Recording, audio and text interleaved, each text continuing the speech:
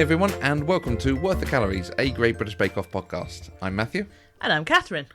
This week we're here to discuss Desserts Week. Indeed. What did you think of Desserts Week? I always think this about Desserts Week, but it's quite a wide-ranging title, isn't it? It's a bit of a mishmash. Bit of a mishmash. Yeah. And I think there was some good stuff. And then there was the showstopper. Oh, okay. Should we hit that when we get there? Absolutely. Interesting. I'm interested to see what you think when we get there. Okay.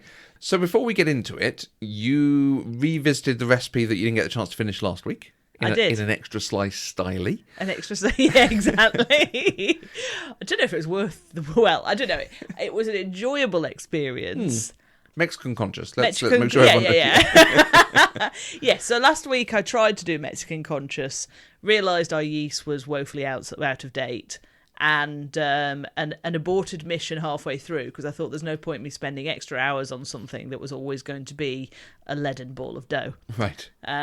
So this week I had some fresher yeast, and I revisited the idea of Mexican conscious and produce some leaden balls of dough. I don't know. No, it was a bit better. I don't know.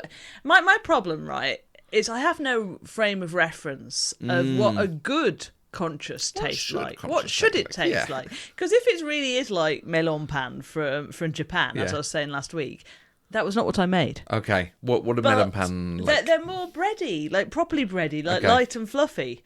I didn't make anything light and fluffy. What I produced was something that tasted akin to maybe a slightly light scone. Yeah.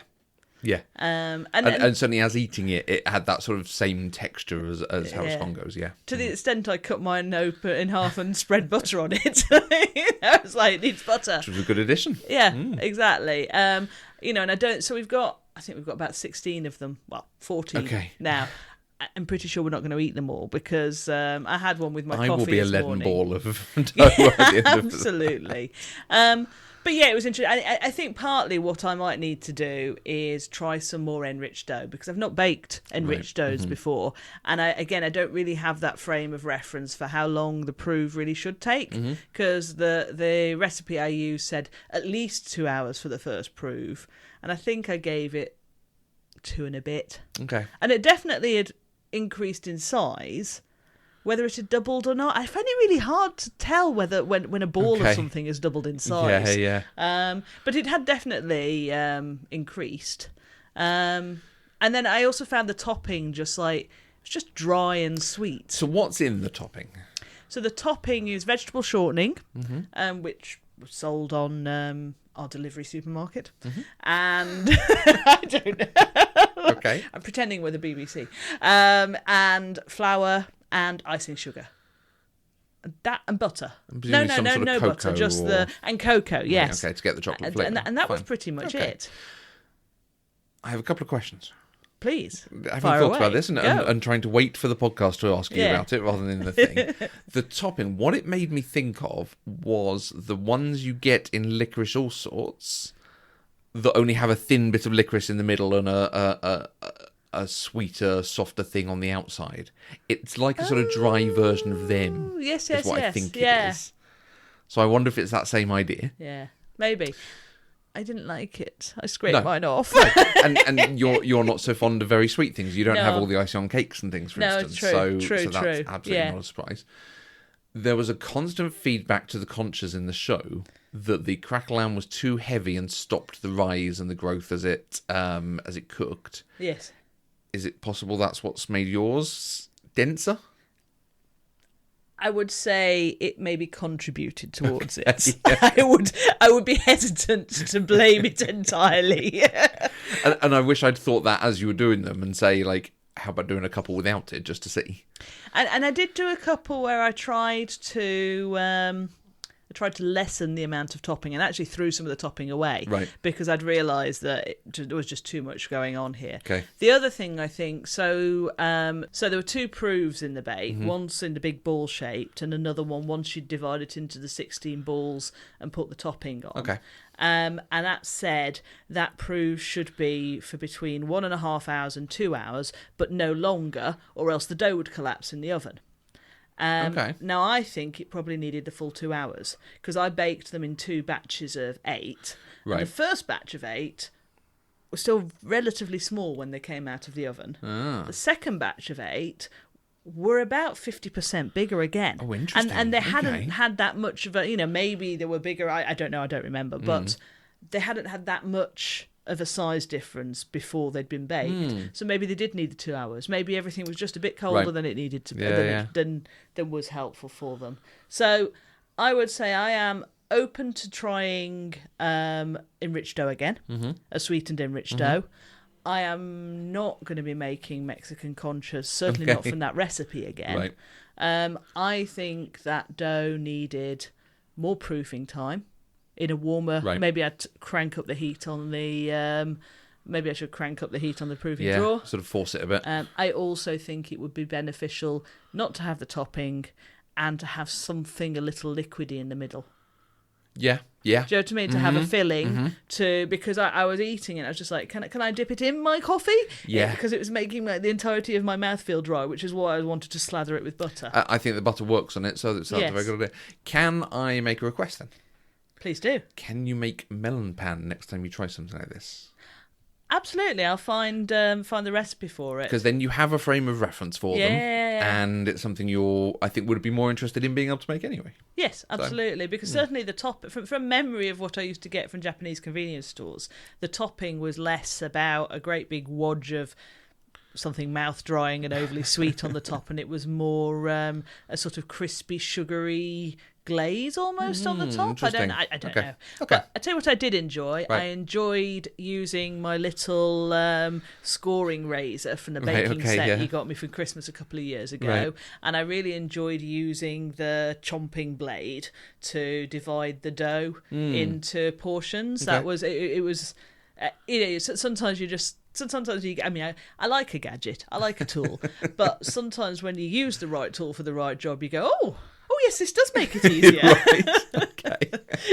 So I'll be open to making just rolls again and scoring them and using the I'm sure there's a better title than the chomping blade. Chomping blade of chomping. +5 to bread separation. Exactly. Okay.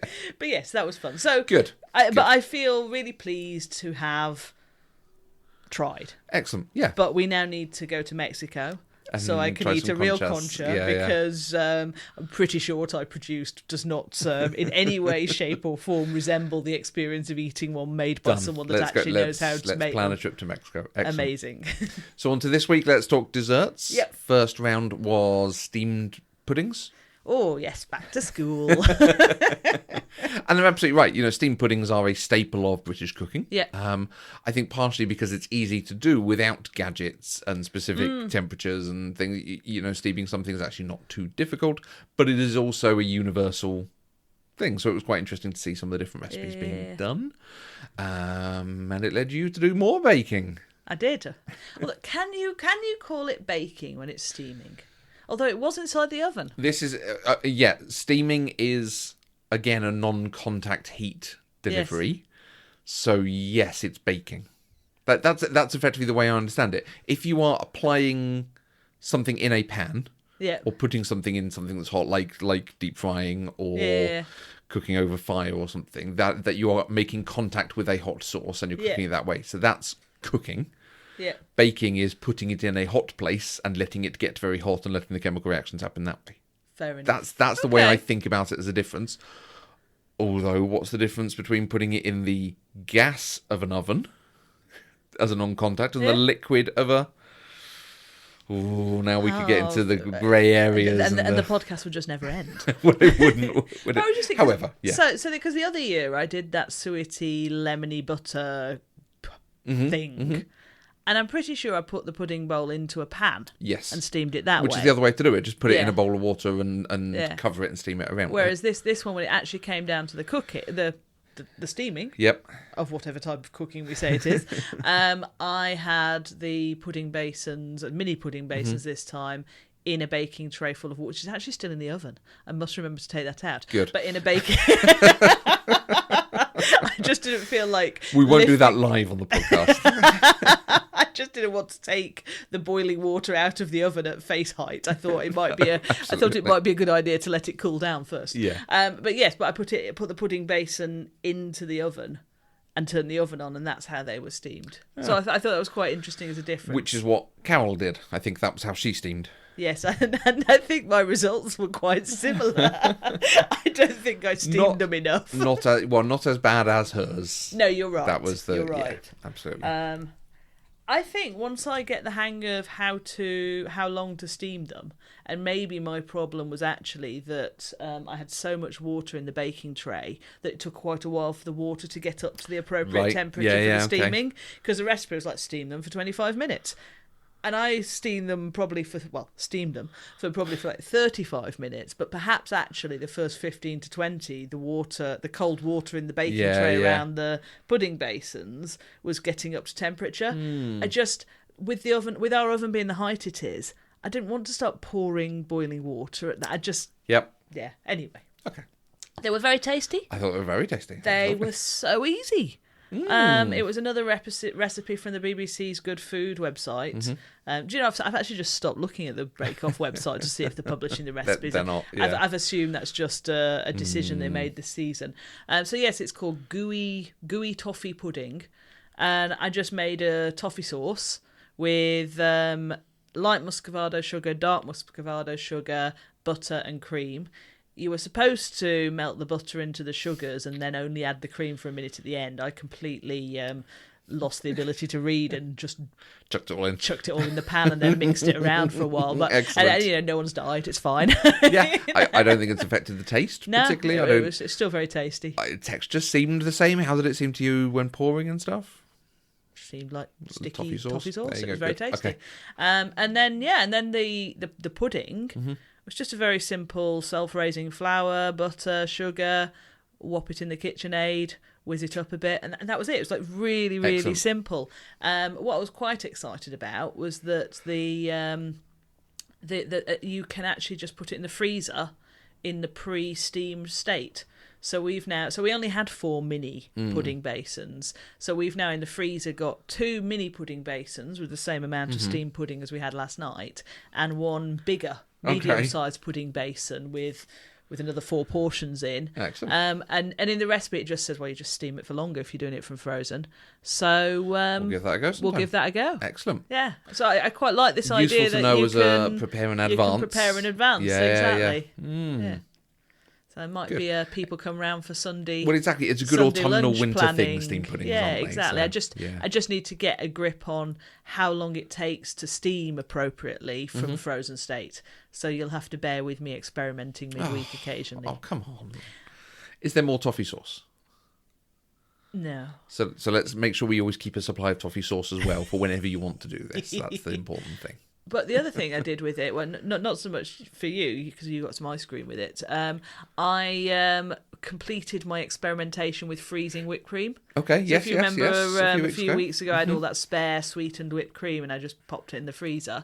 I would say it was a moderate success. So it was fine, tasted fine. The only thing that it just tasted a little gritty. Right.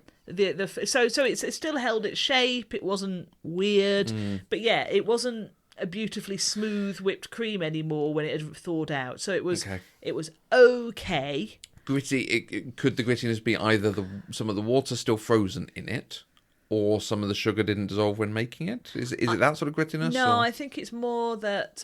My assumption is it's more that something in the molecules has been slightly broken and damaged by the freezing and the thawing, so that it sort of just left the thawed version with a slightly different texture. And I just thought, well, fine, and I might think about it again if I was going to use the cream in something. Okay. It would get blended away, so that wouldn't be so obvious. Yeah. But I probably wouldn't do that again to Just have serving something. as something where I would actually have that whipped cream as a main sensation on my tongue. A useful experiment as well. Good. Yeah, it was interesting. Good. Nice. I think that's all been a very good success to try. Exactly. That's part of the point of this, is trying things and seeing how it applies. So if you had been on the Bake Off and you were going to do a steamed pudding, what would be Matthew's ideal steamed pudding to do? I mean, sticky toffee pudding is the obvious one. Probably not a fruit-laden type pudding. Although I now have memories. Wasn't there one they did where they had to cook a whole lemon? That's the one I did the other year. Yeah. In the suet case with all that butter and a whole sort of spirally lemon That's in the the one middle. you were referencing, wasn't it? It was bonkers. I wonder if you could do that with an orange. I'm not doing it again. But not necessarily with suet, but with like a sticky toffee or a fruit thing, put an orange in the middle and see what happens to it. And maybe. that could be interesting. No, I think it would be something with an orange liqueur or an orange, sticky toffee pudding, but with that, because I feel like sticky toffee pudding is a very obvious thing to enter for this, and I know it's not simple, but it's so simple you have to try to elevate it. Yes, because actually you can get, if you go to the right restaurant, you can get good sticky toffee pudding. Exactly. As a relatively achievable thing. Exactly. Yeah. Whereas, so Maxie did sticky toffee puddings, but then you compare that to Shabira trying her watermelon thing, which didn't necessarily come off for her, but they were kind of cool though, right? But was very interesting and good effort. You had Kevin trying the clootie dumplings, trying a very traditional method and doing something which you completely understand, and then Janusz did the tropical pina colada. So again, elevating with you. I wouldn't say tropical flavors and cocktails to go with a steamed pudding. Doesn't quite feel right, but is an interesting way to go. What would you do? Well, I'm thinking about feeding you. Okay. And I'm just wondering, and is that your default state these days? Keep him fed. And I'm just sort of bouncing off what you just said about the orange. I'm wondering whether there's something we could do with Grand Marnier and an orangey syrupy liqueur-y syrup with a nice rich chocolate pudding. So it could almost be a steamed boozy chocolate orange pudding. Let's take it one further. Take it one further. Let's put something sharp, almost bitter in there somehow, and do an old-fashioned steamed pudding. Maybe because old-fashioned generally has usually an orange or some sort of slightly citrus flavour on the edge of it. This could be a Christmas holidays project. Interesting ideas. Yes. So that's what you'd go for. I think so, yeah. Nice. Yeah. How did you think everyone did? Any that you wanted to comment on? I know I've just run through a list, but...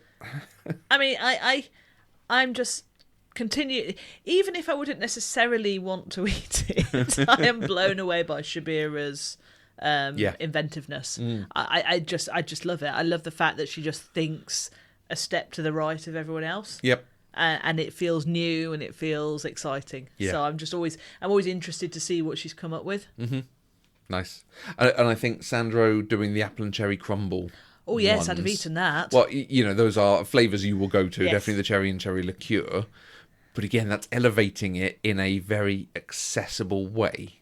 He's not pushing it to 11. That's pushing it to 7 or 8, and doing something very nice with it. So I'd go to his restaurant. Yeah, I think he's got this sussed at this point. Now, he had a very good week. He did have a good week. But I think he's started to work it out. And, is he the dark horse and not Dawn? Because Dawn didn't really have a good week, did she? No, no one hugely did.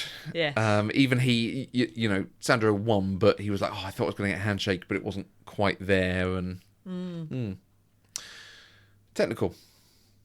Lemon meringue pie. Yes. Now, I've not done it this week, mostly just through time and the ability to have time to be able to do it. Partially because when I bought the ingredients, I didn't buy any lemons.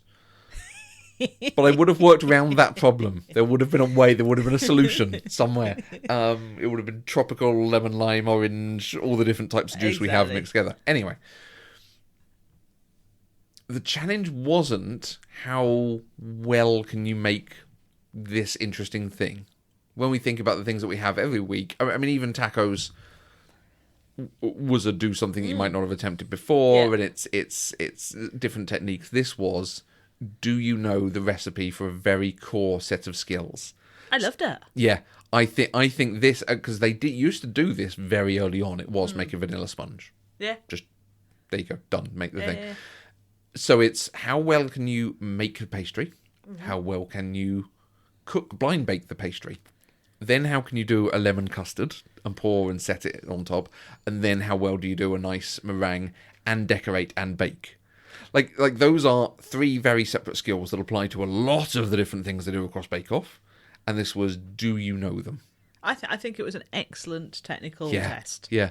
So I don't feel bad about not doing it because I wouldn't have not followed a recipe. Do you mean I can't just come up to you tomorrow and go, Matthew, no recipes, make me chocolate chip cookies? Chocolate chip cookies could probably do, and basic sponges I could do. You know, I have burned into my head 4 ounces of butter, 4 ounces of sugar, 4 eggs, 4 ounces of flour, and you've got a nice sponge. Yeah.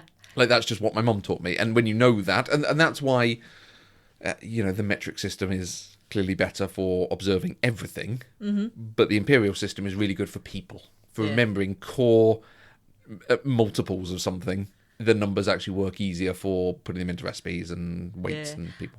I suspect the American cups, as much as I hate cooking in cups, I'm really sorry people who like cooking in cups. I'm like, seriously, what is a cup?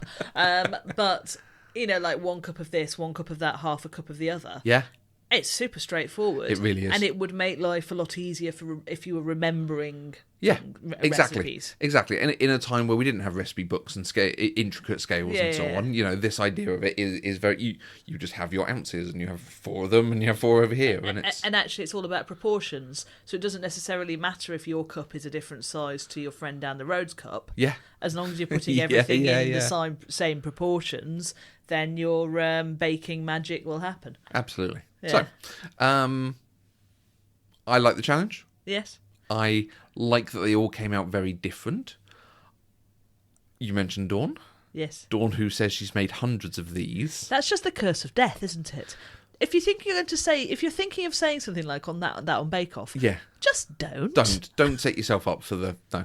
I wonder, given how little she made, I wonder if she forgot the orange juice. Oh, maybe. Because that makes a large bulk of it. Yeah. And obviously the lemon flavour overpowers that. And then you're applying sugar and egg and all sorts of other things to it. And maybe she doesn't use orange juice in the version that she makes at home. Maybe, but she'd have to bulk it with something. Like, maybe she just has, hundreds of lemons. Hundreds of lemons and the sharpest pie you'll ever taste. I don't know. But yeah, something like that happened there, I think. And it will be interesting, actually, to see if she ever mentions it on an interview or something post. But I think, by and large... Yeah, on the whole, they all did all right. Which is to be expected, because at the end of the day... They are 3 core skills, right? Exactly. I think the meringue is the one bit that didn't let anyone down. Yep. Which is interesting, because I think that's very hard, but fine. And there were differences whether people knew about blind baking and how to blind bake, and really both blind baking and making sure your pastry looks really good when you put it in the tin. Yes. And that's the thing I can do there, and I can't do with bread. Right. Anytime we've had to prove something, I don't shape it well in that final prove, and then I'm surprised when it's still the same shape at the end, and I need to learn that of make it look nice now, so it looks nice in the end. I agree.